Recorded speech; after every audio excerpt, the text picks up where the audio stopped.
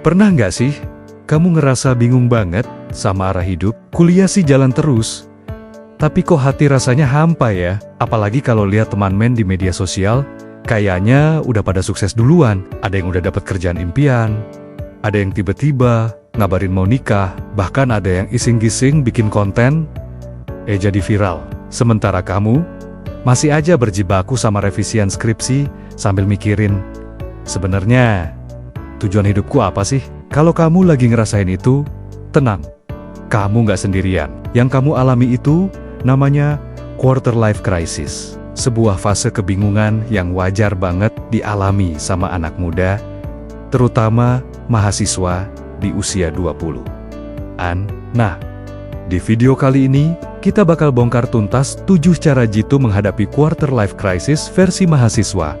Biar kamu nggak lagi overthinking tiap malam, dan bisa semangat lagi ngejar mimpi. Cara pertama dan paling penting, terima kalau kamu nggak harus punya semua jawaban sekarang juga. Kita sering banget ditekan untuk tahu segalanya, mau kerja di mana, mau jadi apa, masa depan mau dibawa kemana.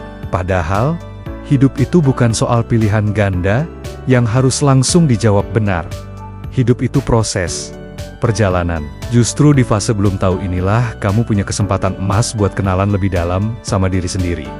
Nikmati aja proses pencariannya. Cara kedua, stop bandingin diri sama orang lain, dan mulailah bandingin sama dirimu yang kemarin. Jujur deh, salah satu biang keladi utama quarter life crisis itu adalah kebiasaan scrolling sambil ngebandingin hidup kita sama pencapaian orang lain. Padahal, satu-satunya kompetitor sejati kamu itu ya cuma diri kamu sendiri. Coba deh tanya, apakah aku hari ini sedikit lebih baik, lebih sabar, atau lebih berusaha dari aku yang kemarin? Kalau jawabannya iya, berarti kamu sudah membuat kemajuan, sekecil apapun langkahnya. Dan itu patut dirayakan. Cara ketiga, fokus pada hal-hal yang bisa kamu kendalikan. Kamu nggak bisa ngontrol kapan rezeki datang, kapan dosen ngasih ACC, atau kapan dunia bakal mengakui usahamu. Tapi, ada hal yang sepenuhnya dalam kendalimu. Usahamu, caramu mengatur waktu, dan sikapmu dalam menghadapi masalah. Yuk, mulai dari yang kecil, konsisten belajar 1 jam setiap hari. Perbaiki pola tidur, atau sekadar merawat kesehatan mentalmu. Percaya deh, pelan-pelan, hasil yang baik akan datang di waktu yang paling tepat. Cara keempat, kurangi konsumsi konten pembanding. Kadang yang bikin kita stres itu bukan kenyataan hidup kita, tapi apa yang kita lihat di media sosial. Orang lain kelihatan bahagia terus, sukses terus, liburan terus. Ingat, itu semua cuma highlight, cuma patanggan-patanggan terbaik dari hidup mereka. Di balik foto senyum itu, mereka juga punya masalah dan perjuangan sendiri. Jadi, kalau kamu mulai ngerasa insecure, nggak ada salahnya buat istirahat sejenak dari medsos. Detox digital itu perlu biar pikiranmu bisa kembali jernih. Cara kelima, temukan hal-hal kecil yang bikin kamu semangat lagi. Nggak harus sesuatu yang besar dan wah.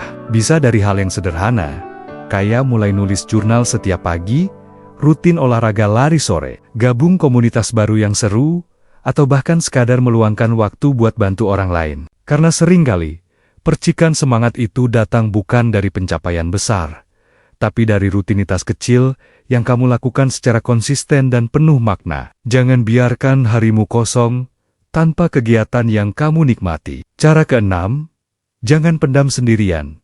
Curhat ke orang yang kamu percaya, entah itu sahabat, orang tua, dosen pembimbing yang asyik, atau bahkan konselor di kampus. Kadang, yang kita butuhkan itu bukan nasihat, tapi sekadar telinga yang mau mendengarkan. Dengan berbagi cerita, beban yang terasa berat di pundakmu bisa jadi jauh lebih ringan. Ingat, meminta bantuan itu bukan tanda kelemahan.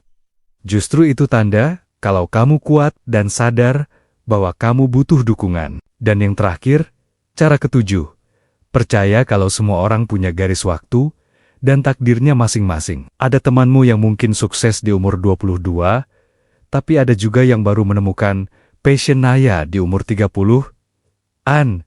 Dan itu semua sah-sah saja. Nggak ada kata terlambat dalam hidup. Yang penting adalah kamu terus bergerak maju, terus belajar hal baru, dan nggak pernah berhenti berharap. Selama kamu terus melangkah, kamu nggak akan pernah bener-bener tertinggal. Jadi, teman-teman, quarter life crisis itu bukan akhir dari segalanya. Justru ini adalah sinyal bahwa kamu sedang bertumbuh, sedang berproses menjadi versi terbaik dari dirimu. Pelan-pelan saja.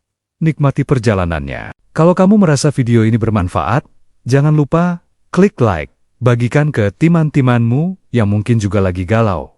Dan pastinya, klik tombol subscribe, biar kamu nggak ketinggalan tips dan motivasi seru lainnya. Terima kasih sudah menonton.